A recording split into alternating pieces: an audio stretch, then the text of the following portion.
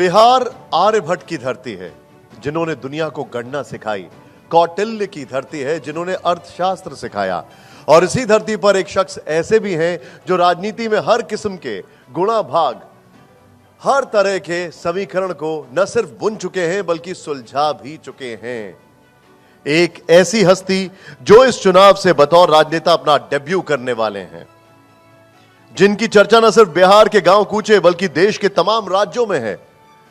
जोरदार तालियों से स्वागत करिए जन स्वराज पार्टी के नेता प्रशांत किशोर जी का। स्वागत है सर आपका, आइए। प्रशांत किशोर जी, बहुत बहुत धन्यवाद टीवी 9 भारतवर्ष के सत्ता सम्मेलन में आने के लिए। आपकी जितनी भी स्पीचेस होती है पिछले 2.5 साल में, जब भी आप सभा करते हैं, आप एक ही चीज से शुरुआत करते हैं। आप कहते हैं मैं ये नहीं कहूंगा मेरे को वोट डालो, मैं ये नहीं कहूंगा, बस इतना कहूंगा कि भाई अगर आपको गरीबी से निकलना है तो ये आपका फॉर्मूला है। फिर आप उनका टेस्ट लेते हैं। आप कहते हैं कि आप जात पे मत वोट डालिए, आप हिंदू मुस्लिम पे वोट मत डालिए, आप राम मंदिर पे वोट मत डालिए, आप 5 किलो अनाज के लिए वोट मत डालिए, आप मुफ्त के सिलेंडर के लिए वोट मत डालिए। तो वोट डालेंगे किसके लिए? वो नहीं, जो आपने बात कही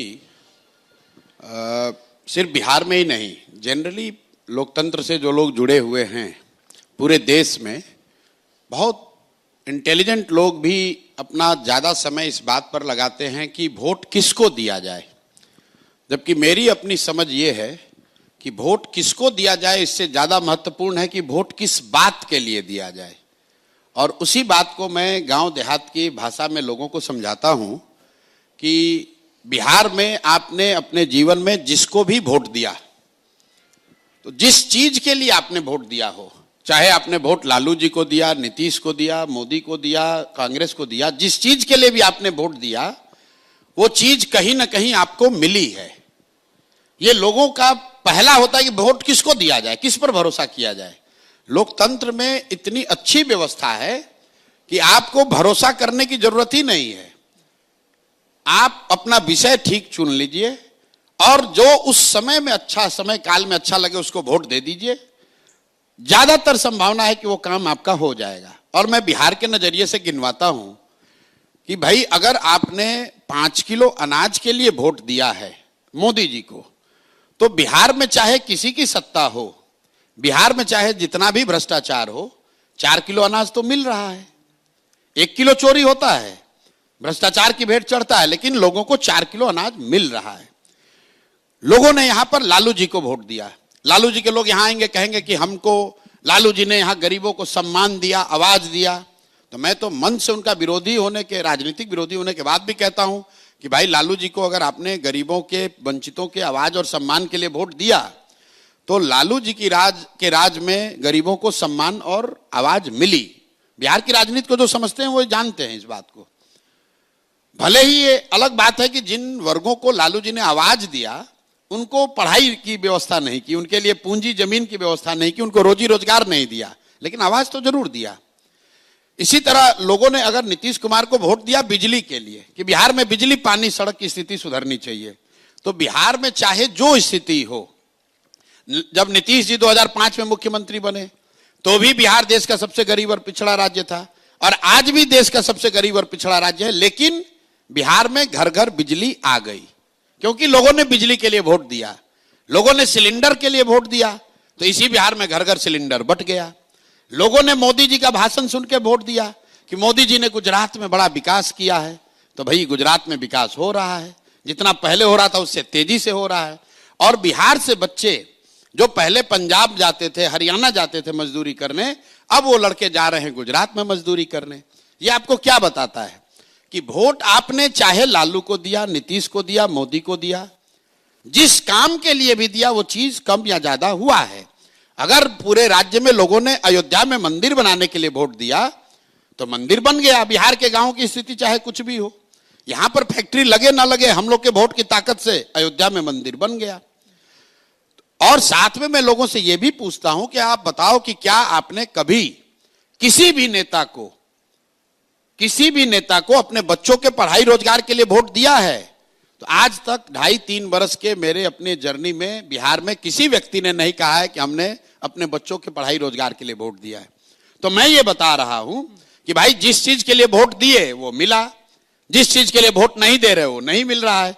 तो वोट प्रशांत किशोर को दो, लालू को दो, नीतीश को दो, मोदी को दो, लेकिन वोट अपने बच्चों के लिए दो, शिक्षा रोजगार के लिए दो, क्योंकि इसी की सबसे ज्यादा बिहार में जरूरत है। पर प्रशांत जी, इसमें एक तरीके से तो लग रहा है कि आप कैंपेन कर रहे हैं मोदी जी के लिए, नीतीश जी के लिए, लालू जी के लिए। एक ये बात भी तो बच्चों के भविष्य के लिए ही है ना। अगर आपके घर में बिजली आनी शुरू हो गई है, अगर आपको सम्मान मिलना शुरू हो गया है, अगर आपके घर में अनाज आ रहा है, अगर आपके घर में सिलेंडर आ रहा है, तो फिर आपके जो पैसे हैं आप अपने बच्चे की एजुकेशन में लगाएंगे, उसको शायद प्राइवेट स्कूल में दाखिल करा देंगे। बिल्कुल ठीक बात है। ऐसे ही तो विकास होता है। ठीक बात, ऐसे ही विकास होता है। लेकिन यह भी तो संभव है कि आप बच्चों का भविष्य तो बड़ा वेग है ना, बच्चों के भविष्य के लिए वोट। नहीं, बिल्कुल सीधी बात है कि अगर आपने 5वीं क्लास पास कर लिया तो क्या जीवन भर 5वीं क्लास में ही पढ़ते रहिएगा कि आगे का पढ़िएगा? बिजली नहीं थी, बिजली आ गई, उसके लिए नीतीश कुमार का सम्मान है, उनको लोगों ने सत्ता में बैठाया। लेकिन बिजली का पे करने के लिए पैसा भी तो चाहिए, रोजगार भी तो चाहिए। अकेले एक दिल्ली शहर में पूरे बिहार के मुकाबले करीब करीब 1.25 गुना ज्यादा बिजली कंज्यूम हो रही है। दिल्ली की आबादी कितनी है? बिहार से 1/6 है। ये आपको क्या दिखाता है? बिजली दिल्ली में भी है, बिजली बिहार में भी है। दिल्ली में भी कोई इंडस्ट्री नहीं है, बाय लॉ नहीं है। लोग अपना बिजली का इतना कंज्यूम कर रहे हैं या कंज्यूम कर पा रहे हैं क्योंकि उनके पास पैसा है। बिहार में अगर बिजली आ भी गई है तो एक बल्ब का पैसा देने के लिए भी लोगों के पास पैसा नहीं है। तो गरीबी से निकलने का, गरीबी दूर करने का जो फंडामेंटल 3 रास्ता दुनिया भर के विशेषज्ञों ने बताया है, या तो आपके पास पढ़ाई हो, या आपके पास खेती योग्य जमीन हो, या फिर बिजनेस व्यापार करने के लिए पैसा पूंजी हो। चौथा कोई रास्ता दुनिया में है ही नहीं। बिजली से आप गरीबी दूर नहीं करते हैं। गरीबी हाउस होल्ड लेवल पे दूर तब होगी जब आपके बच्चे पढ़ेंगे, या फिर आपके पास जमीन होगा, खेती करके आप आगे बढ़ सकते हैं, या अगर दोनों नहीं है तो आपके पास पूंजी हो तो आप रोजी रोजगार दुकान व्यापार करके आगे बढ़ सकते हैं।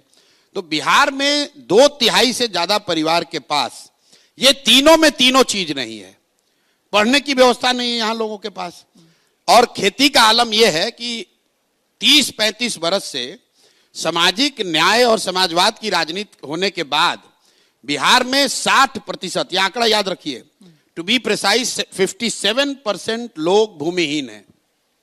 देश के स्तर पर सिर्फ 38% लोग भूमिहीन हैं। बिहार में 57% लोग भूमिहीन हैं। यहां भूमि सुधार कभी लागू नहीं किया गया। तो 100 में 60 आदमी के पास तो जमीन है ही नहीं, तो बेचारा खेती कैसे करेगा? तीसरी बात रह गई पूंजी। मान लीजिए आपको पढ़ाई नहीं है, खेती नहीं है, फिर बिजनेस व्यापार करने के लिए क्यों नहीं स्थिति है? क्योंकि आपके पास पैसा पूंजी नहीं है। और उसकी 2 वजह है। पूंजी के 2 स्रोत हैं। एक, जो आप पैसा कमा कर आप बचाते हैं, वो आपका पूंजी हुआ, और दूसरा जो आप बैंकों से कर्ज लेते हैं वो बोरोड कैपिटल है।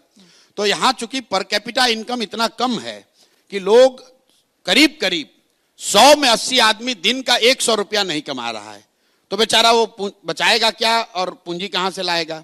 और जिनके पास थोड़ा बहुत पैसा है भी, उनको बैंक वाले लोन नहीं दे रहे हैं, क्योंकि बिहार में सीडी रेशियो है 40%, देश में सीडी रेशियो है 75%। सीडी रेशियो मतलब जितना पैसा आपने बैंक में जमा किया, बैंक ने कितना पैसा वापस कर्ज के तौर पर समाज को दिया।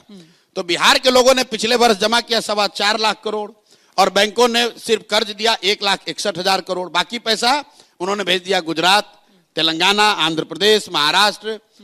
तो भाई, जब तक बिहार में शिक्षा नहीं होगी, तो जब तक बिहार में भूमि सुधार नहीं होगा, और जब तक लोगों के हाथ में पैसा पूंजी नहीं होगा, तो जितने बात यहां हो जाए, जितने वाद चल जाए, बिहार की गरीबी दूर नहीं हो सकती है। तो हम लोग ये कह रहे हैं कि फंडामेंटल लेवल पे ये 3 चीजों के लिए काम होना चाहिए, और काम तब होगा जब लोग इन 3 चीजों के लिए वोट देंगे।